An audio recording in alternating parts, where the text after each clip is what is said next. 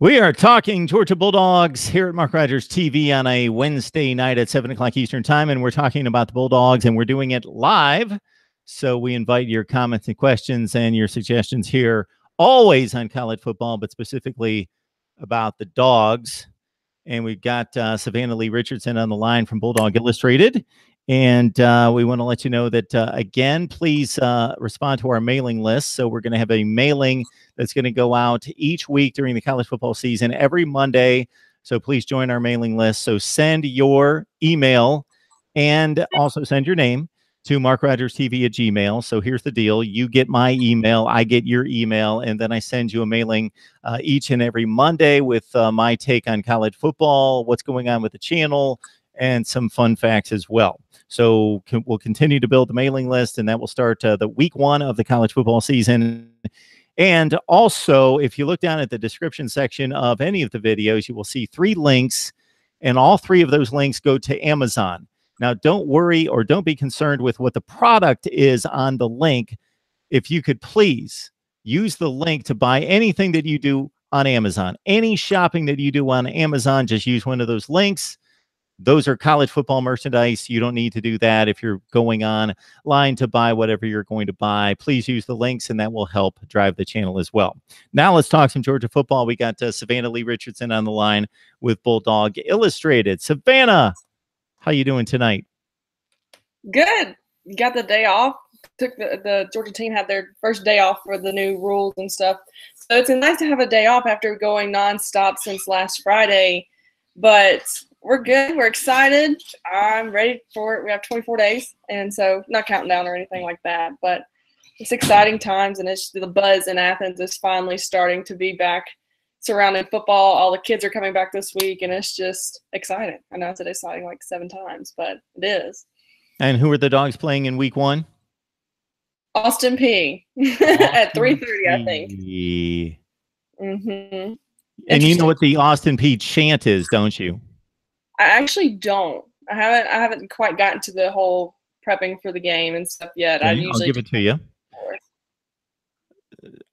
Now, this is generally a joke, but I believe that it has been chanted at Austin P football and basketball games.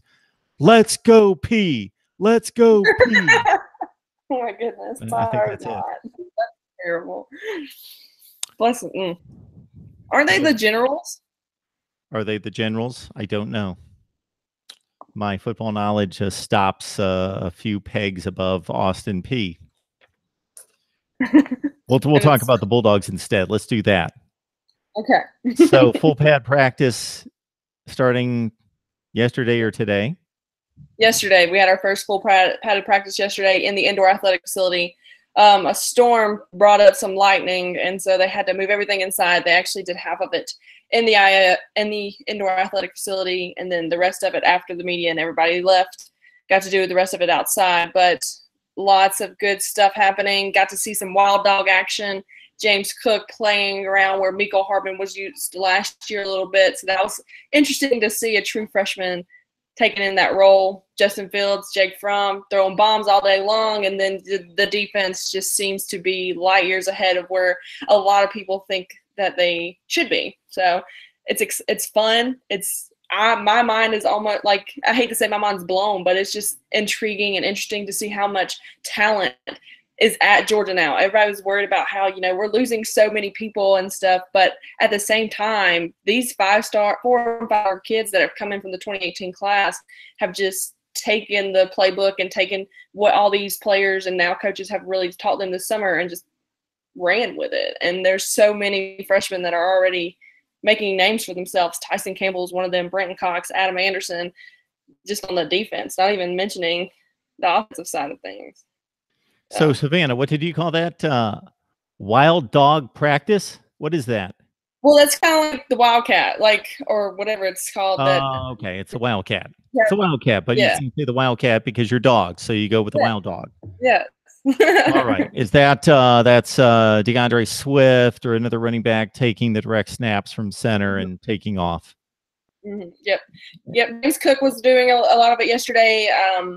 Miko Hardman's usually back there as well, and I'm expecting to see DeAndre Swift and probably Zamir White being influenced into that, like they did with Nick Chubb and Sony last year. It's a fun red zone offense. Or, I mean, honestly, I like using it in the red zone because it's hard to figure out who's going to get the ball. But Georgia uses it throughout wherever they are on the field and stuff. But I like that Chaney has decided to keep that into the game plan, because they started really pushing it last year and it worked more than a few times. But I'm glad to see that they're continuing it. All right, we're talking Georgia football with Savannah Lee Richardson from Bulldog Illustrated. This is, of course, Mark Rogers TV, the voice of college football, as we talk the game we love each and every day and night. And this is our live stream to kick off the night at 7 o'clock Eastern time, talking Georgia. We've got Florida State Talk with James Coleman at 8 o'clock Eastern time. And then the Wholesome One, Brandon Holloway with the Miami Hurricanes at 9 Eastern time. So they're in full pads. Zamir White has cleared. He's ready to play. People are excited about that. Yes, I am probably the most excited person to see him. We're going to give you an excited count. I'm going to start the chalkboard. I'm going to have to tally it up. I know. I need to find a different word for excited.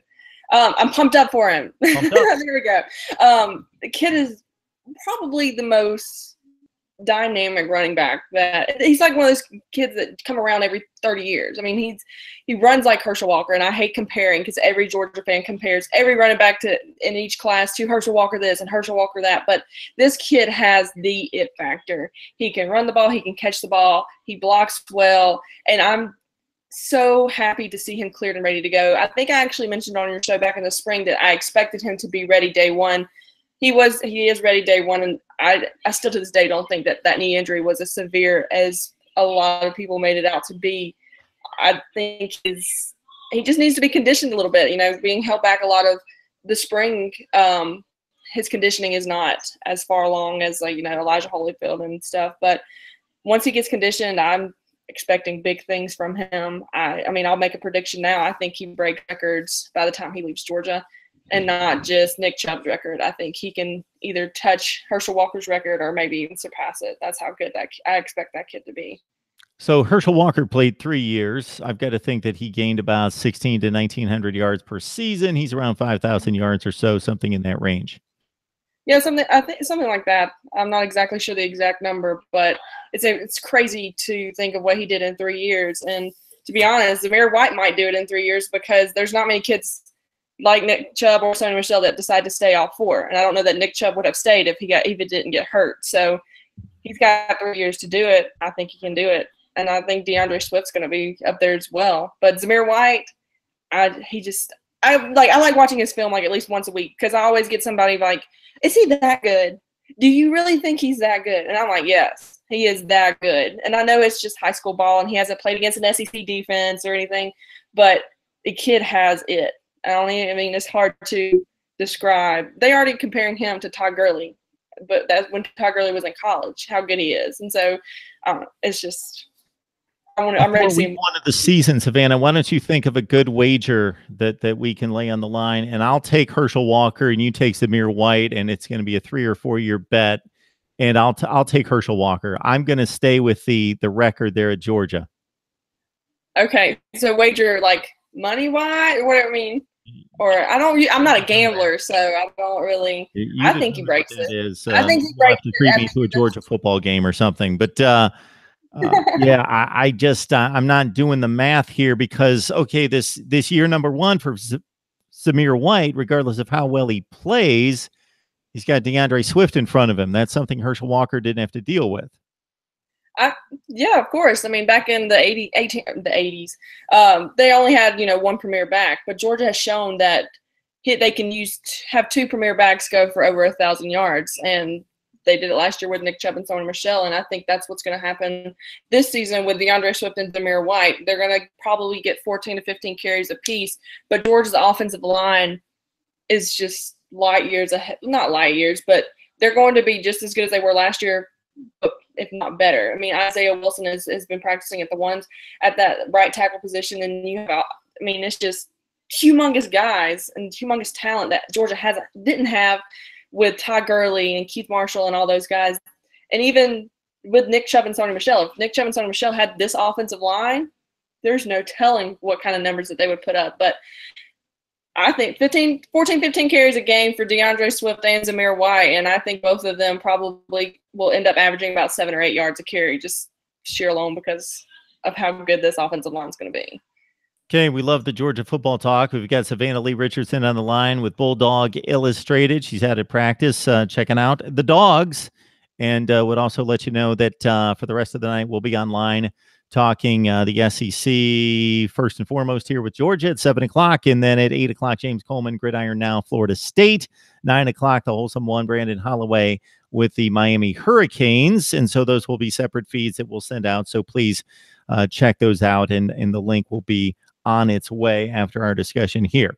All right. And again, mailing list. If you want to be on the mailing list for college football information and insight into the channel and everything we do here, that starts on week 1 of the season. Just send me your name and email to MarkRogersTV@gmail. And of course, down below are the links that you go on to Amazon and buy whatever you want to your heart's content. All right. So we've got Justin Fields, and I heard this debated on College Football Live on ESPN just the other day, whether that's a legitimate argument about Justin Fields competing for the starting quarterback job. His ceiling is, there is no ceiling for him. Basically, he's that good. He's that talented. He's shown already that much, but you've got a quarterback in play who was just a baby himself last year, and he did just about as well as you could imagine. And so, yeah, Justin Fields may be more talented, but to unseat a guy that accomplished as much as Jake Fromm, I've got to think is almost unthinkable. I have to say it's unthinkable because Jake Fromm went in as a true freshman and did what he led the team to their first national championship in 30 plus years. It's kind of hard to take away that momentum that he carries with himself. Kirby Smart said it the best the other day. The team has bought into Jake. I believe that's one of the things Kirby said. More than one people has said that to me, but I feel like Kirby has said that Jake has this exudes confidence, and he just has a leadership quality about him that the team has already bought into. They bought into it last year immediately as soon as he had to come in and take over for Jacob Eason.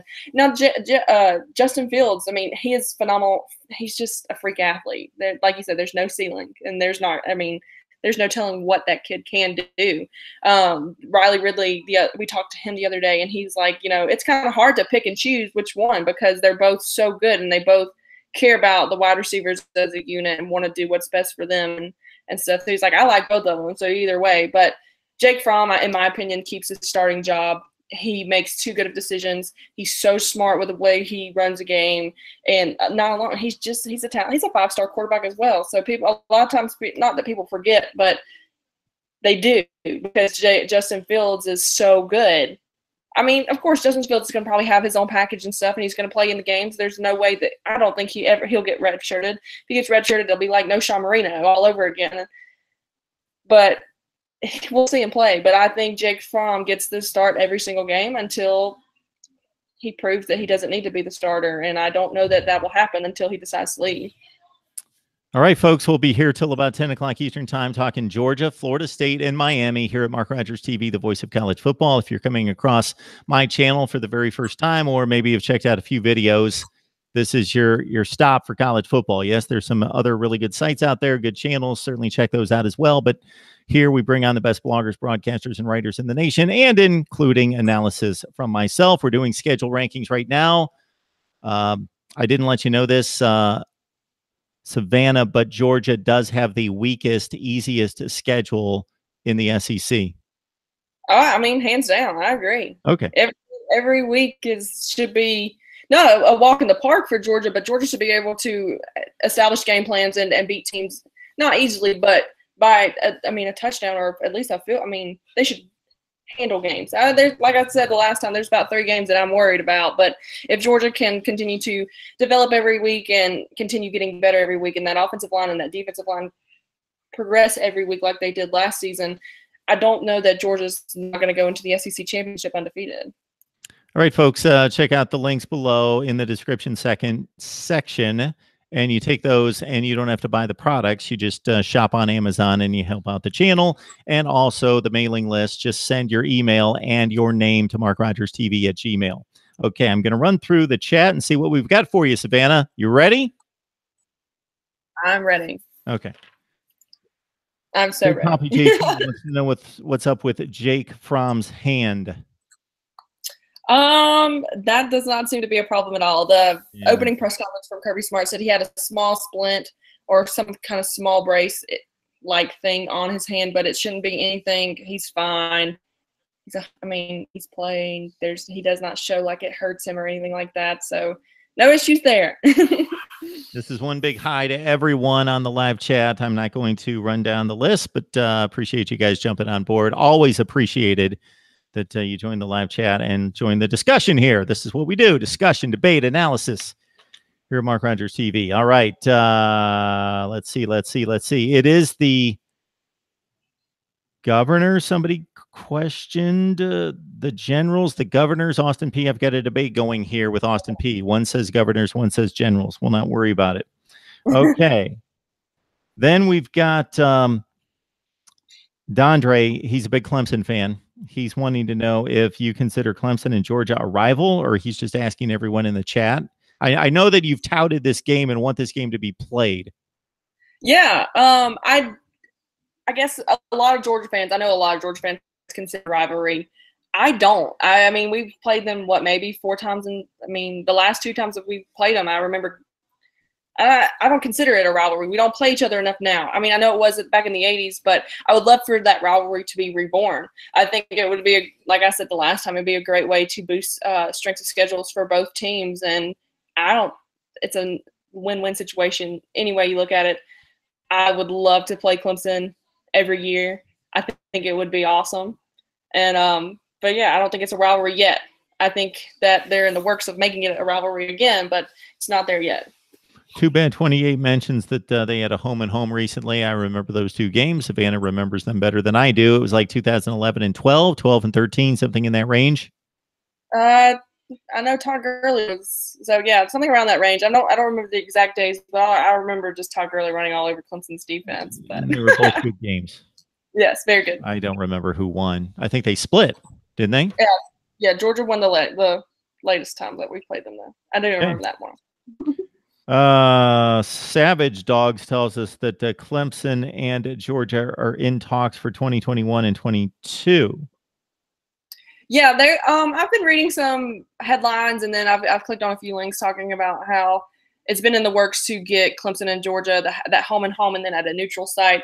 I love it. The sooner the better, in my opinion. But we'll see. Ryan Mell says Georgia blew them out in 14. What else do we have here? Herschel Walker, too bad 28, letting me know he has 5,259 career rushing yards. And a few people commented that, yeah, it would be difficult for Zamir White just based on him having to share the carries. Certainly this year, he's going to have to really share the carries.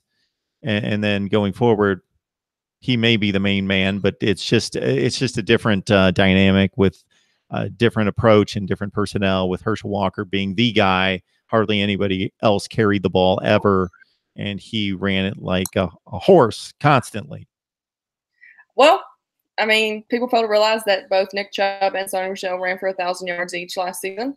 And DeAndre Swift was, I believe, he ran 600 and something yards. And I did the math. If he had 4 more carries a game, he would have had over 1,000 yards. I think Georgia knows how to hand the balls off. I think that they have running backs that can tote the rock as well as anybody else, if not the best in the country. And I think that the stronger this offensive line gets, the more holes will open and the more yardage that Zamir and DeAndre will get.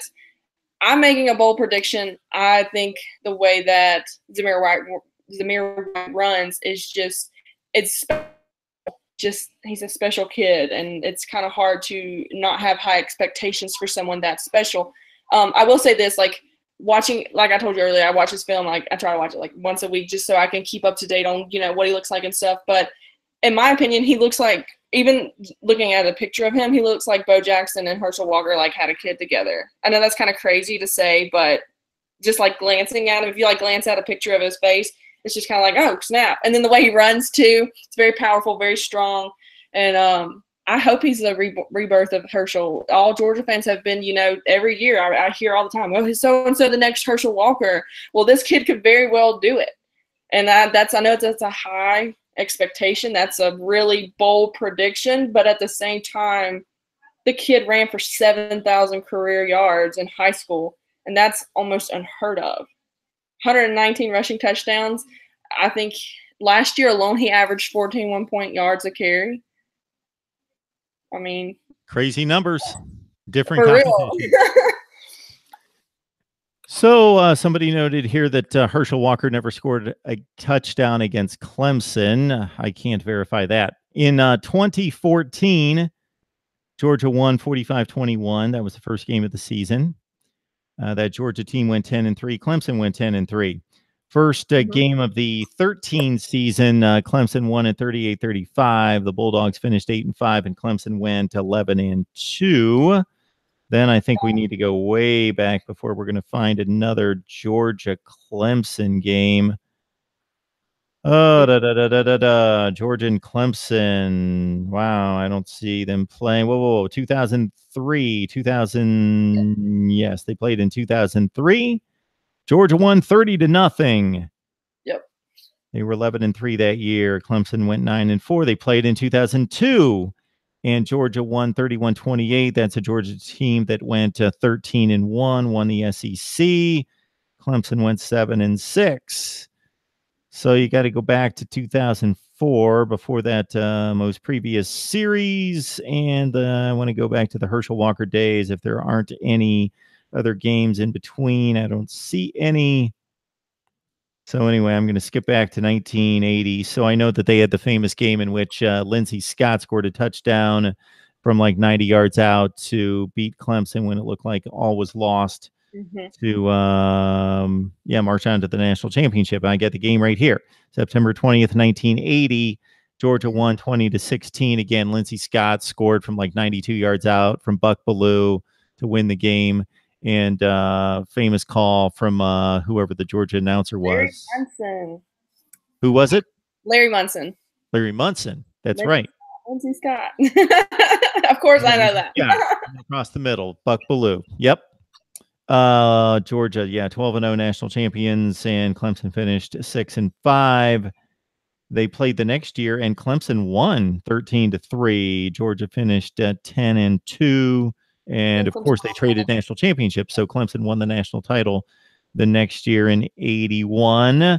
Georgia won in 82, 13-7, so that was Herschel Walker's last season. They went to the Sugar Bowl and could have won another national title. They lost to Penn State, but they beat Clemson 13-7, and then they played again in 1983, 16 all tie, back when they had ties.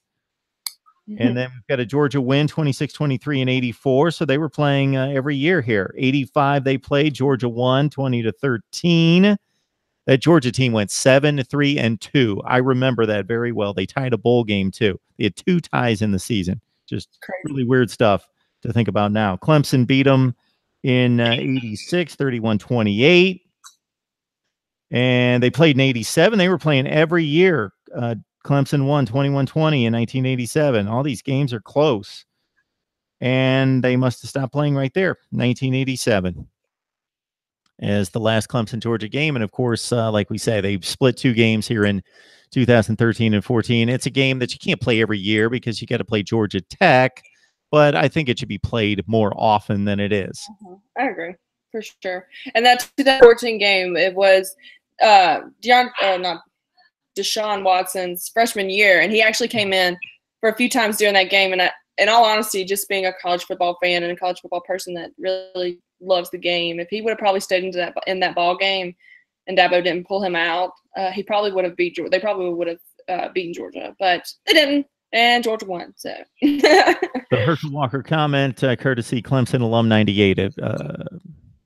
Leave it to a Clemson fan and Clemson alum to point out that Herschel Walker never scored against Clemson, if that's correct, in his 3-year career.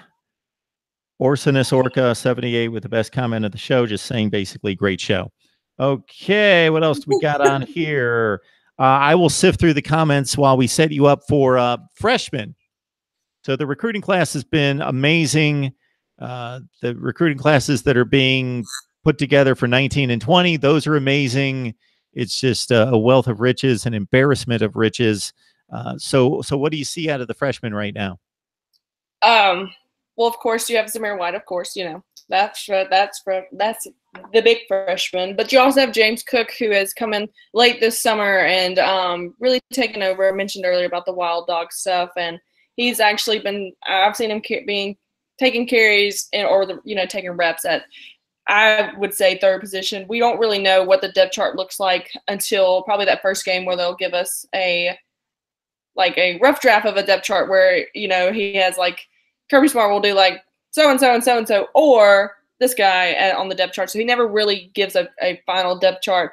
Tommy Bush, he is a 6'5", 195-pound wide receiver looking to fill Javon Wims' shoes. I think he's one of the big guys that could actually do it. He's just a playmaker. He comes in. He's so smooth. Like, he runs like a gazelle, to be honest. He just long strides, crisp routes, and he has sure hands. I think I've seen him drop 2 balls all of fall camp so far, at least that the media has seen that. And that's not saying whatever they have dropped after the media left. But him, and this guy's not a freshman, but I want to mention him with Tommy Bush because he's 6'5", 210 pounds. Matt Landers, he came in with the 2017 class. He's a 3-star wide receiver. And that it's just tremendous leaps and bounds from last year. He's put on about 15 pounds of weight. He's thickened up. He's filled out, and his routes have improved. His catching has improved, and I just look for him and Tommy both to be 2 big playmakers on the offense on the freshman side of things. Always, you got to mention Justin Fields. Chris, heck of an arm. He does everything that he needs to do. He's just a freak. He's always going to call him a freak. Going to the defense, Tyson Campbell, Adam Anderson, Brenton Cox, Otis Reese, Jawan Taylor actually mentioned Otis Reese the other day, talking about how hard he hits people. He was like, he doesn't feel like a freshman hitting me. He hits so hard, and I love hearing that because I love good hard, knocking pads and hearing the pads hit. That's one of my favorite sounds in the world. Who else on the defensive side? Jordan Davis. Jordan Davis, big guy, 6'6", probably 296, if not over 300 pounds right now. Huge plug for the defensive tackle. Julian Rochester talked about him the other day about how smart and like quick on he is to learn. And that's one thing that I've noticed from all the players that we've talked to so far this fall camp is how smart that these freshmen are. Even Jawan Taylor was talking about how when he was a freshman, he didn't pick up on the plays and schemes and stuff this quick, but all these players are. So I'm excited. It looks like Tyson Campbell's actually competing for a starting spot in that secondary, which would be exciting. And I believe I heard on UJ Sports, one of their podcasts or something, that he is the fastest time clocking at 22 miles an hour so far this season as a freshman. That's exciting. So there's so many names on the defense because we have to fill so many roles, but the ones that I've mentioned so far are the ones that people just can't stop talking about. Savannah, when we get our production quality up to the standards that I would like here on the big show, when you mention like Javon Wims' replacement being able to run like a gazelle, and just want to be able to hit a button and we can see a gazelle. That would be awesome. Compare him to, who is that runs like a gazelle? Tommy Bush. He is from Texas. We plucked him out of Texas, which was a late signing day pickup for Georgia. We didn't think we had any spots left. And then all of a sudden he commits and he is now on campus shining. Oh, and we can mention him. I guess you can mention him in this, the newcomers, Demetrius Robertson, the Cal transfer, who should have came to Georgia back in 2016, but we're still waiting on to see if he's going to get his hardship and get to play this season. But dude is so fast. He is crazy fast, crazy athletic, and he has a great set of hands as well. And it looks like him and Justin Fields are really tight. But I also see him and From always like laughing and cutting up. They're not laughing and cutting up, but like always congratulating each other on a good pass or a good catch or whatever. The kid's just good. He's a freak too. I mean, there's so many freaks on Georgia's team. It's not even funny. I don't even know what a better way to describe them besides that. How did Robertson get away in the first place? there's a lot of speculation when it comes to his recruitment. Some people say that his brother had a lot to do with the decision. Some say that Cal offered his brother scholarships. I don't know exactly what actually went down, but it seems he thought that Cal was the best choice for him, and it ended up not being. I believe his mother has some kind of severe disease or cancer that has made him want to transfer home, and it's going to be ended up in a good way for Georgia, I think, because I think he gets his hardship, especially under the circumstances and how all these other kids who have applied have gotten them as well. So I'm excited to see if he gets it. We're the voice of college football, Mark Rogers TV. This is the beginning of our live streams tonight, 7 o'clock Eastern time, here with Savannah Lee Richardson talking Georgia Bulldogs, 8 o'clock Florida State, 9 o'clock Miami. Of course, down at the description section, if you do any Amazon shopping, please use those links. You don't have to buy those products, just use the links. And also bring me your email addresses if you want to be on the weekly email chain. All right, Savannah, somebody's asking here, Jonathan Hall asking, Georgia's 3 toughest games this year. Well, I'm going to say the first one in South Carolina, week 2. They have so many seniors on that South Carolina team, and they're going to be ready. They've had that game circled since last year, and it's just a game that could, if Georgia plays complacent, like if they get complacent and just start not being really aggressive, it could easily go South Carolina's way. However, I think that Georgia is so much deeper than South Carolina that eventually Georgia will just wear South Carolina down and win the ball game. The next one I would say is LSU. Of course, everything that points to that game is looking like a night game, and LSU has a crazy history with night games and being successful against night games. And if Georgia goes in that game 6-0, it's going to be it's going to be a crazy atmosphere anyway. But Georgia needs to go in there and not get complacent, stay aggressive, and really quieten down the crowd. If the Georgia can keep the crowd quiet, then Georgia can not easily, but take that game as well. And we all know that Coach O is not the most consistent, or LSU, I should say, is not the most consistent team right now. They've played well in past games, like the last 2 years, but they just can't seem to close the game. And I'm hoping that's what ends up happening. It's another depth thing. Georgia's just continuing to build depth, and I think that's what's going to be a lot of deciding factors this year is because of how deep Georgia is. That's what will ultimately help Georgia win ball games. And then everybody's like, oh, you can't overlook Florida, but that's not a game that I'm really concerned about this season. I'm going to end up choosing my 3rd game as Auburn, just because we saw what happened last year. They could get all that momentum in the world like they did last year and just come in those last 2 weeks and just rock college football world, and everybody, just be like, holy crap, Auburn just took down Alabama and Georgia.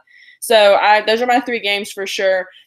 My 4th probably game would be Florida, just to throw them in there because you never know what can happen in Jacksonville. But yeah, South Carolina, LSU, and Auburn.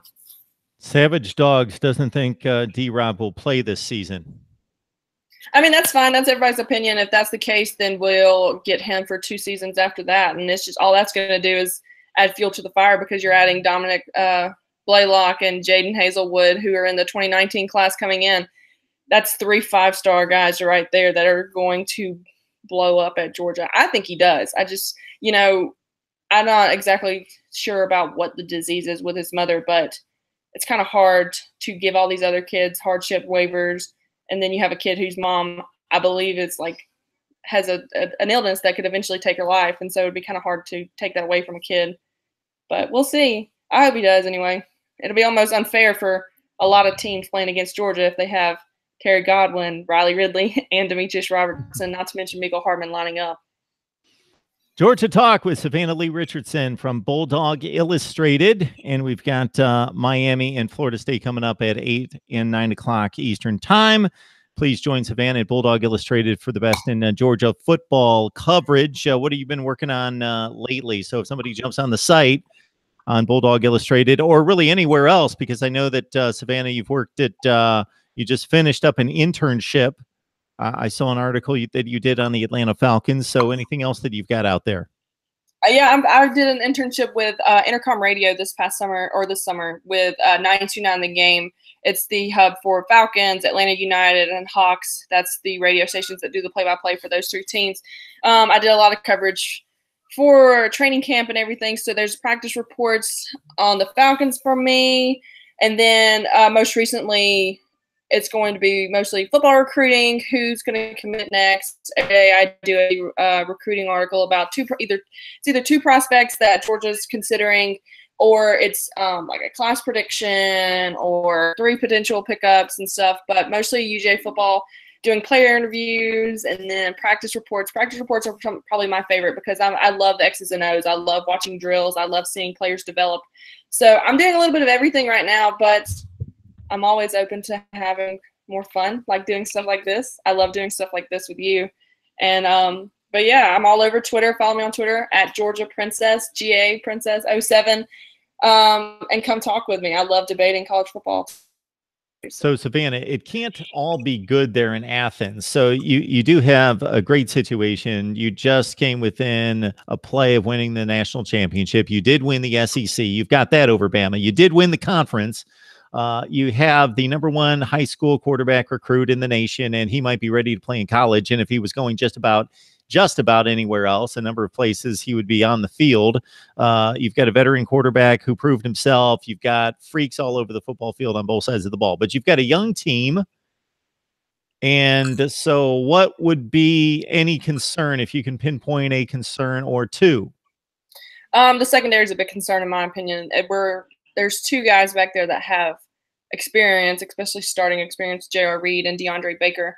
But the rest of it, it's all up in the air. There's going to be a lot of guys who have come into games and have gotten playing time experience, but none of them have the experience of starting games and being, held accountable for making the big play and stuff. The secondary for sure. And then the defensive line's very slim. There's a lot of guys that haven't started or played, but they're there. They just haven't clicked it together, or it's a mental thing. And I need a lot of those guys to really step up. Same thing with the secondary. I saw yesterday, or the other intern at Bulldog Illustrated saw by a walk-on. Like, that's kind of concerning to me, just because Amir Speed is now a sophomore and he should not be taking anything for granted in any drill. Granted, the kid might just have been, he might have caught him off guard or something like that. But secondary and defensive line for sure. The linebackers kind of are a concern to me because, you can't replace a Roquan Smith, but you can try to find somebody that has the heart and the determination to want to achieve to be as good as Roquan, and I think there's some guys there, but I think the secondary needs to prove. I think Ryan, I'm kind of watching the feed as it's going. Ryan disagreed with me about the secondary, but the punter. Oh, the punter. Yeah, maybe. No. Jake Camarda has a heck of a leg. The dude can kick so far, and I've been watching him a little bit in practice, which you don't really need to watch the punters and stuff in practice, but the kid has a leg. And I don't think that's going to be much of a concern because he has some serious hang time as well. Georgia's special teams coverage is elite. It's crazy because you have 4- and 5-star athletes on the special teams coverages. That's what a lot of people fail to realize is you have all kinds of people. Lorenzo Carter was even on a lot of special teams coverage last year. And, you saw him block the Rose Bowl field goal that happened on special teams. So I think as long as coverage can get down the field, that won't be an issue either. But, yeah, I just think because of the youth in the secondary, it could be a concern. I think by the end of the season it won't be because the experience will come. But, yeah, the D-line and the secondary are 2 areas that even Coach Smart is just I don't know what we're going to do with it. So George mentions that Florida has 19 returning starters. I know that you don't mind this, Savannah, because you're one of the big favorites, but for people that just want to see a wild card slip in there or somebody unexpected, the SEC seems to be very cut and dry. Yeah. Alabama is by far the best team in the West. I know some people like maybe Auburn could slip in, and Mississippi State is a real dark horse. And South Carolina seems to be the challenger most likely for Georgia. Florida could need to figure out the quarterback situation. But it seems very cut and dry that it's going to be difficult for many people to imagine, including myself, anything other than Alabama and Georgia. Yeah, for sure. I mean, there's just so many teams in the East that are rebuilding, well, and in the West now that are rebuilding. The SEC outside of Auburn and Georgia and Alabama, the rest of the SEC is almost rebuilding. Besides, like Kentucky and Vandy, who have kept their head coaches, but Florida has a brand new head coach. Tennessee has a brand new head coach. And I'm sorry, but it's going to take more than 1 year to really develop. I believe I think I read the stat correct. There's only 1 5-star on Florida's roster right now, and he's graduating this year. And so I think it's interesting hearing a lot of Florida fans, we're coming for you this year. We're coming for you this year. But it's also interesting because I like reading message boards. I think it's interesting to read, get people's thoughts about what their own team is doing and stuff. And there's so many Florida fans that just think that Georgia's going to pull the Spurrier and dominate the next 20 years against Florida. And I don't know that that's the case because Dan Mullen can recruit. They call him, the so-called quarterback whisperer.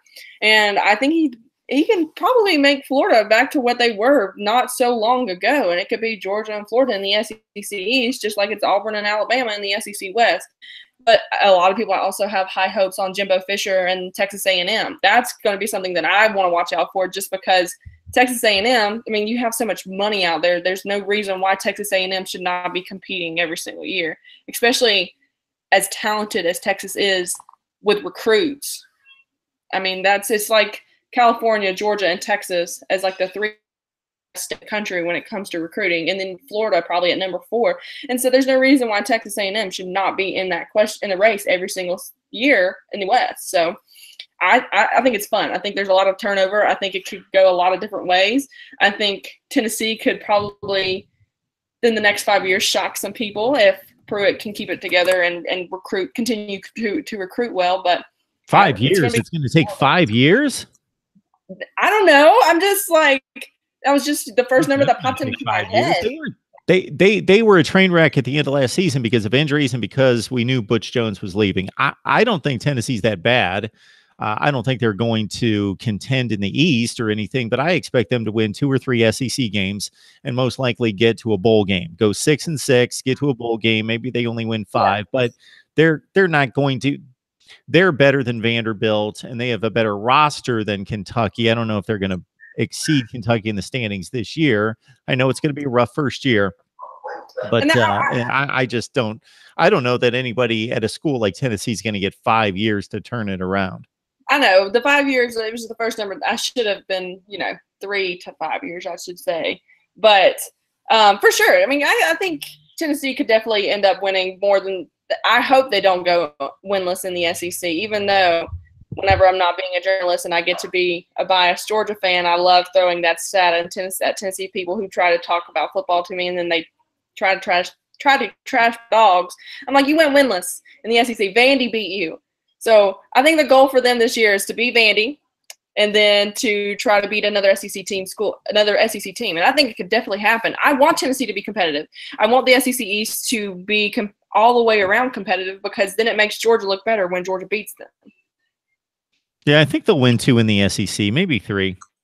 So everybody on the live chat right now, I'm going to ask you 2 questions. Number 1 is going to be, what is Georgia's record going to be this year? Give me a record for Georgia. Everybody on the live chat, if you're carrying on your own conversations, that's fine. It's not a mandate. You're not going to be kicked off Mark Rogers TV forever if you don't give me a record. But give us a record for Georgia football this year and in the regular season, and maybe whatever prediction you want to make beyond that. And also, I want to know if you think Justin Fields is going to throw a meaningful touchdown pass this year. I'm not talking about it's 31-0 against Vandy in the 3rd quarter and they bring him in, he throws a touchdown pass.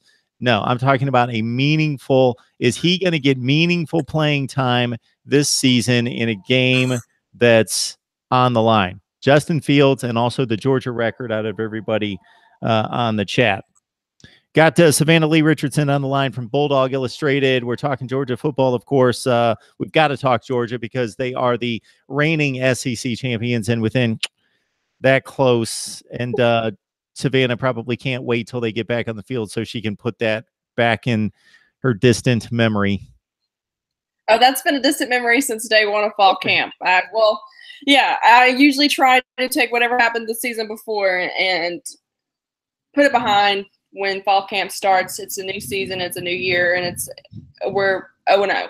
No wins, nothing like that. It's time for them to turn the ball, just start over each season. And I've tried not to think about that pass or that play or that game since all summer. But a lot of people bring it up, and a lot of times it's just – it is what it is. Alabama got the best of Georgia at the end of that ball game, and it happened. Alabama came out as the better team, but I do think that's bulletin board material for the team. It's it's kind of hard not to use that as motivation. Like, you got so close. Why are you not going to keep that going? I don't know. That topic just almost depresses me. I know I sound a little biased sometimes, but that's okay. I am a Georgia fan. Once in a while. Yeah, I mean, it's okay. Every now and then it's okay to be biased, especially when it's about a team that you go. I went to school at Georgia. I mean, I bleed red and black. I have a Georgia tattoo on my ankle. It's just my school. But I do understand, that Alabama was a better team. Alabama won. I do understand that's going to happen. But no, that plays behind me. I try not to think about it anymore. We're 0-0, and this season's a new year, and then we're just going to take it game by game. Here are record predictions. Orsinis Orca 78 says Georgia's going to go 8-4. Dennis Wilson, sorry, Savannah 10-2, no playoffs. We've got William Lee says Georgia goes 11-1. Jonathan Hall says Georgia goes 1-11. All right. Okay. No. He then turned around and said 11-1. I don't know if he was trying to be funny or he's just one of those people that says the wrong score first. Always says Georgia won 16-20, or Georgia's 1-11 when he means they're 11-1. Anyway, Jonathan comes back and says 11-1, losing to Clemson in the playoffs. I think that's a definite possibility for sure. Clemson's put together. Clemson probably has the best defensive line in the country. They do with that. Hmm? They do with that. Oh, without a doubt. There's any question about it. I probably mentioned it last time I was on air with you, but I went to the Clemson-Auburn game last year, and I got to see Jarrett Stidham get sacked 11 times by that Clemson defense. And after that, I was just like, all right, this is for real. I don't know that I want to play Clemson right now. But, I mean, do I need to give you my prediction, or you're just going to let the people – it doesn't matter. That's up to you. You're a guest. You can do whatever you want. I'm sure we'll have you back before game one, and you can do your prediction then, or you can let us know. I'm going to have my prediction here very soon on every team in the Power 5. Too Bad 28 says 10-2. Navy Thomas says 1-11. Wow. And I guess he's serious. 1-11. 1-11. Wow. Really? I'm not even I mean, Georgia's not – I mean, Georgia lost a lot of people, but at the same time, Georgia returns people who have a significant playing time. 1-11? What is the one win is what I want to know. Austin Peay? No, I think you're going to beat Auburn. That's go to just LSU Auburn. and win. You'll win one of those, but you're not winning any of those non-conference games. No, not going to beat Middle Tennessee State. We're not going to beat Massachusetts or Austin Peay, but we're going to beat Auburn. I take it. I take an Auburn, beating Auburn. As long as we beat Auburn, I'm okay. As long as we play consistent is what matters to me. I'm enjoying seeing Georgia being successful. So Ryan thinks you're a little bit too young to go undefeated, but he's got you at 11-1. That's fine. I mean, that's probably, if I had to say today, granted, I don't want to give a full-on prediction, but I'd probably say 11-1. I mean, that's a logical prediction because, I mean, not everybody is perfect. It's so hard to go undefeated. So she is Savannah Lee Richardson of Bulldog Illustrated. Please join her right there. Yes, the only undefeated team in major college football last year was, of course, Central Florida. Nobody in the Power 5. Nope. But I'd like to see Central Florida play more Power 5 schools just to see if they can actually hang. Well, they could a couple times. But I don't know week to week. I would have loved to see them take on Tech because that was the one game that got canceled because of the hurricane. I would have loved to see that game because that's when around that time of the season, I feel like is when Tech was actually kind of having a decent they were giving people fits and stuff. So I would like to see that. I would have liked to see that game, but I don't know. I mean, UCF deserves credit for going undefeated for sure, but I don't agree with them calling themselves the national champions. Oh, I love that. Absolutely. Call yourself the national champion. You went out and won every game. That's all you could do. Well, that's how they did it back in the day, isn't it? Uh-huh. Call yourself the national champion. I love this one that says, that's it. She has a UGA tattoo. No dates for her. Who was that? Navy Thomas 8. Oh, Navy Thomas 8. Our first caller to the show. Yeah, that's cool. So Central Florida this year plays at North Carolina. They play Pitt. Those are all their Power 5 games, but their probably best teams that they play are Florida Atlantic at home, Memphis on the road, Navy, South Florida on the road. So it's a tough group of 5 schedule, but it doesn't kind of come anywhere close to comparing to any Power 5 schedule. I mean, I'd love to see somebody take them on. Why not give them a slot in the playoffs? I mean, I know strength schedule and stuff like that, but why not do it one time just to see what happens? I mean, what happens if they beat the other 3 Power 5 schools and they come in and beat all 3 Power 5 schools and then win? Then what is everybody going to say? All right, folks, you know my deal with the playoffs, and I'll talk about that some other time. But I've got my full playoff system, and you know what I think about the current playoff system and who should get in. All right, Savannah Lee Richardson, Bulldog Illustrated. Savannah, we appreciate it, and we will let everyone know that we're going to be back in just a few minutes. 8 o'clock Eastern time with James Coleman, Gridiron Now, to talk Florida State football. Then at 9 o'clock, Brandon Holloway. He is the wholesome one. I have no idea what that means, but he is the wholesome one. Brandon Holloway, Miami football. And, of course, do your Amazon shopping with the links down below in any of the videos that you see on my channel. And the mailing list needs to grow and grow and grow. So bring your email and send it to MarkRogersTV at Gmail, and we'll get you on the mailing list, which starts week 1 of college football. All right, Savannah, appreciate you stopping by, getting a set on the Bulldogs. Oh, yeah, anytime. I love. We'll see everybody else in just a few minutes to talk some Florida State. See ya.